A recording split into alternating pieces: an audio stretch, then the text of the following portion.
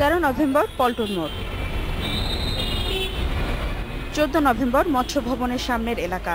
প্রতিষ্ঠা বার্ষিকীর শুভেচ্ছা জানাতে যুবলীগ নেতাদের দখলে রাজধানীর প্রধান প্রধান এলাকার বিশাল সব বিলবোর্ড।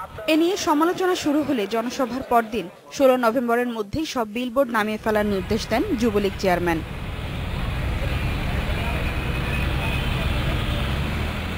কিন্তু 17 নভেম্বরও কিছু কিছু জায়গায় দেখা গেছে এমন বিলবোর্ড। প্রধান সড়কগুলোতে এভাবে দিনের পর দিন বাণিজ্যিক বিলবোর্ড দখল করে রাখায় ক্ষতিগ্রস্ত হচ্ছেন ব্যবসায়ীরা। ক্ষতিগ্রস্তটা আমরাই হই, মানে যারা আমরা বিলবোর্ড ব্যবসায়ী তারা হই, কারণ ক্লায়েন্ট এটাতে ছাড় দেয় না। পার ডে যদি আমার এটার জন্য 10,000 টাকা পড়ে, আমি যখন ভাড়া নেই বা পলিটিক্যাল লোকজন ভাড়া নেই, সে হয়তো সে এখন 500 টাকা দিচ্ছে, কিন্তু টাকা একেবারেই দেয় না, সেটা আমার মনে হয় না। এ বিষয়ে দুঃখ প্রকাশ করে যুবলীগ চেয়ারম্যান বলেন, প্রচারের এই কৌশল পুরোটাই সংশ্লিষ্ট নেতাদের নিজস্ব।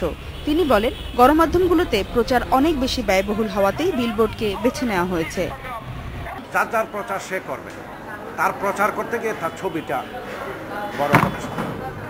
বিষয়টা হচ্ছে যে এই প্রচারের জন্য কোনো চাঁদাবাজি হয়েছে কিনা, আমি এই যাবৎ কোনো চাঁদাবাজি হয়েছে আমার জানা নেই। যেসব নেতা সময়ের মধ্যে বিলবোর্ড নামাননি, সাংগঠনিকভাবে তাদের বিরুদ্ধে ব্যবস্থা নেওয়া হবে বলেও জানিয়েছে যুবলীগের এই শীর্ষ নেতা। আমাদের যে চলমান প্রক্রিয়ায় এরা অটোমেটিক্যালি পিছনে চলে যাবে। ফারজানা শোভা, ইন্ডিপেন্ডেন্ট নিউজ, ঢাকা।